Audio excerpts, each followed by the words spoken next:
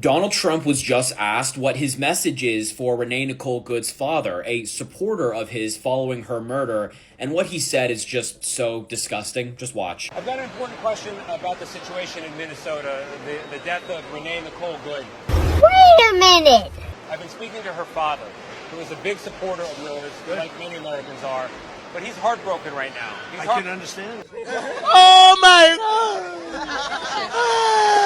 He's heartbroken because his daughter is dead, that's obvious. He's also heartbroken because your administration so quickly has come out and said she's a domestic terrorist.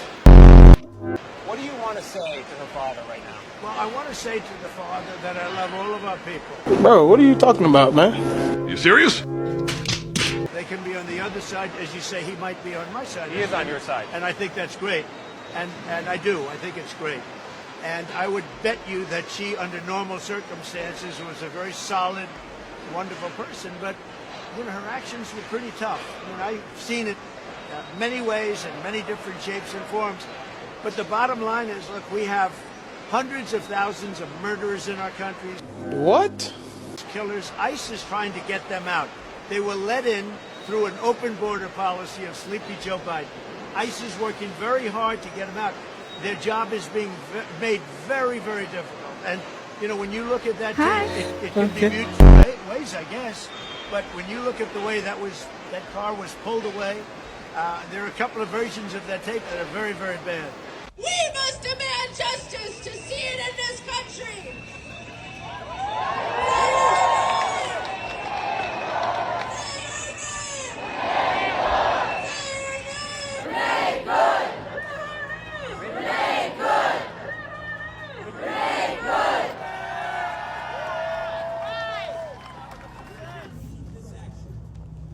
I'm sorry. Shame! Shame! Say it once, say it twice. We will not put up with ICE. No peace. No peace. No peace.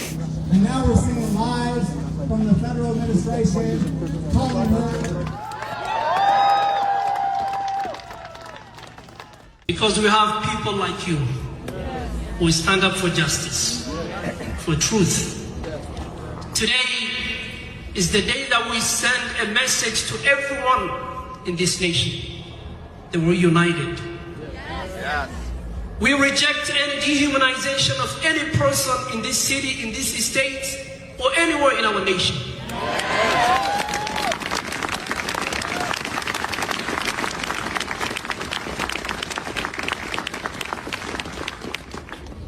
As a Muslim leader and imam, my sincere condolences goes to Renee Good's family, our neighbors.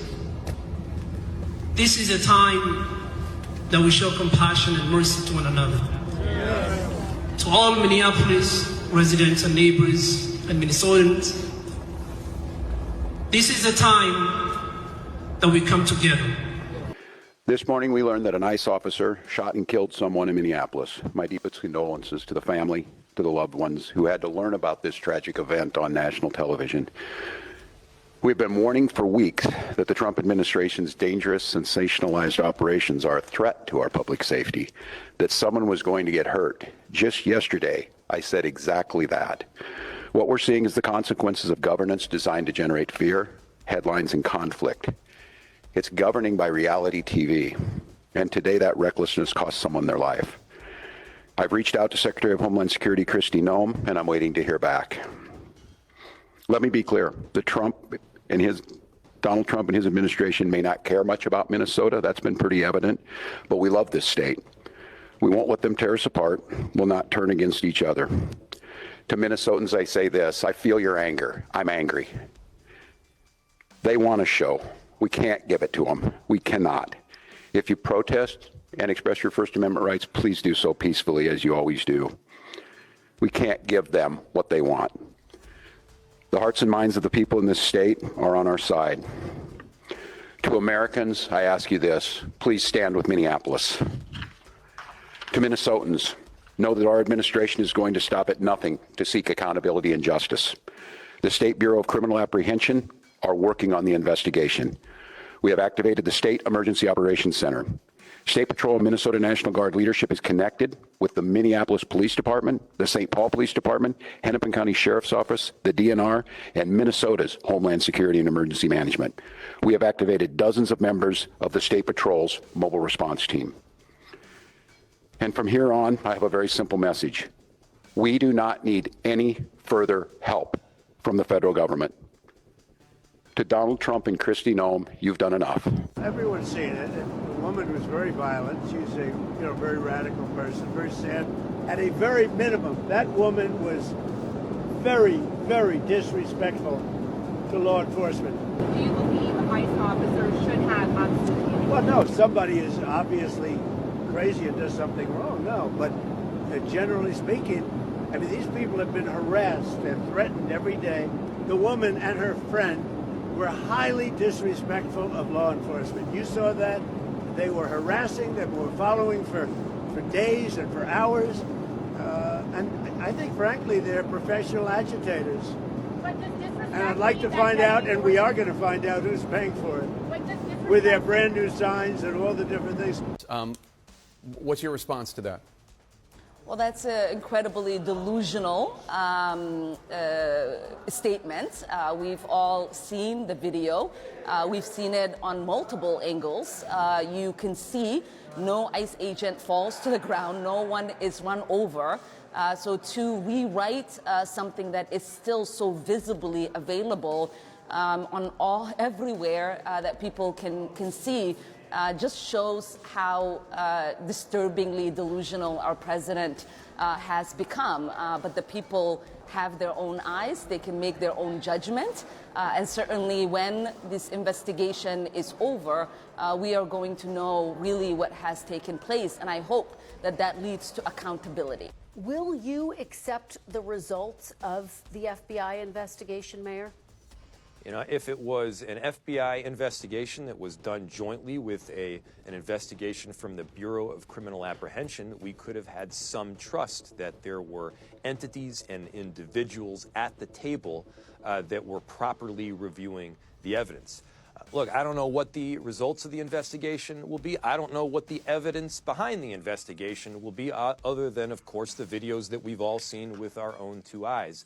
What I will say is there is deep mistrust because so many of the things that we are hearing are not true. You know, again, obviously people can come to different conclusions and have different perspectives. But when there is debate about baseline facts, like, for instance, did the ICE agent get run over? Guys, the answer is no. It didn't happen.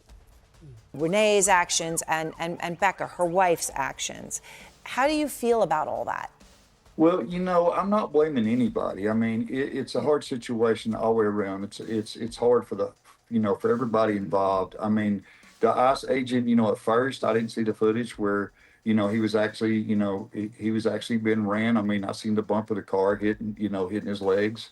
And so in a flash like that, it's hard to say how you would react.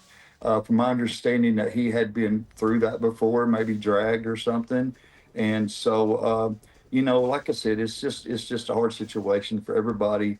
Becca, she's a great person as well. I mean, I don't have any enemies. I love everybody. And that's what the Bible tells us, love our neighbors as we love ourselves. But, I think there's some bad choices. And the word says, for the wrath of God will come up on the children of disobedience. And, it's I don't blame ICE. I don't blame Rebecca. I don't blame Renee. I just wish that, if we're walking the Spirit of God, I don't think she would have been there. Okay. Do me a favor, please. Get out of here. Get out of here, man. I'm saying.